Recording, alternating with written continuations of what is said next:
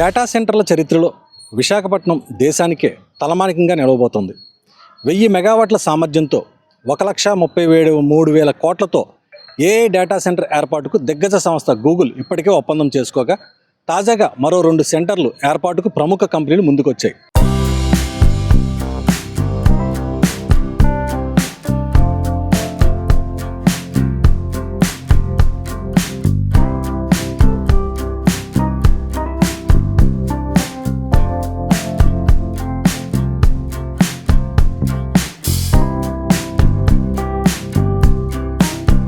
$1,10,000 కోట్లతో data centre ఏర్పాటుకు తాము సిద్ధమని రిలయన్స్ ప్రకటించింది. మరో దిగ్గజ సంస్థ బ్రూక్ఫీల్డ్ కూడా విశాఖకు వచ్చేందుకు సిద్ధమని ప్రకటించింది. విశాఖలో 1000 మెగావాట్ల సామర్థ్యంతో డేటా సెంటర్తో పాటు రాష్ట్రంలోని వివిధ ప్రాంతాల్లో 1,06,000 కోట్ల పెట్టుబడులతో పునరుత్పాదక విద్యుత్ ప్రాజెక్టులు ఏర్పాటు చేయనుంది. రిలయన్స్, బ్రూక్ఫీల్డ్ సంస్థలు 2 ఆంధ్రప్రదేశ్ సీఎం చంద్రబాబు సమక్షంలో ప్రభుత్వంతో ఒప్పందాలు చేసుకున్నాయి. 3 ప్రముఖ సంస్థలు రావడంతో విశాఖకు అంతర్జాతీయ గుర్తింపు రానుంది. డేటా సెంటర్ల ద్వారా 3,53,000 కోట్ల పెట్టుబడులు వెల్లువెత్తనున్నాయి.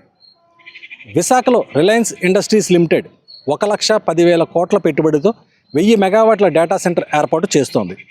పూర్తిగా మాడ్యులర్, భవిష్యత్తు సాంకేతిక graphic processing unit, tensor processing unit, ఏఏ ప్రాసెసర్ల ద్వారా డేటా నిల్వ చేసే సాంకేతికతో అత్యాధునిక డేటా సెంటర్ ఏర్పాటు చేయనుంది. గుజరాత్లోని జామ్నగర్లో ఉన్న 1000 మెగావాట్ల డేటా సెంటర్కు అనుబంధంగా ఇది పనిచేస్తుంది. ఆసియాలో అత్యంత శక్తివంతమైన ఏఐ మౌలిక సదుపాయాలున్న నెట్వర్కుల్లో ఒకటిగా ఈ డేటా సెంటర్ నిలుస్తుంది. విశాఖలో జరిగిన భాగస్వామ్య సదస్సులో పెట్టుబడుల ప్రతిపాదనపై రాష్ట్ర ప్రభుత్వంతో సంస్థ ఎంఓయూ కుదుర్చుకుంది. రాయలసీమలో ఇంటిగ్రేటెడ్ ఫుడ్ పార్క్ను రిలయన్స్ సంస్థ అభివృద్ధి చేయనుంది. దీని ద్వారా వేల మందికి ప్రత్యక్ష, పరోక్ష ఉపాధి అవకాశాలు రానున్నాయి.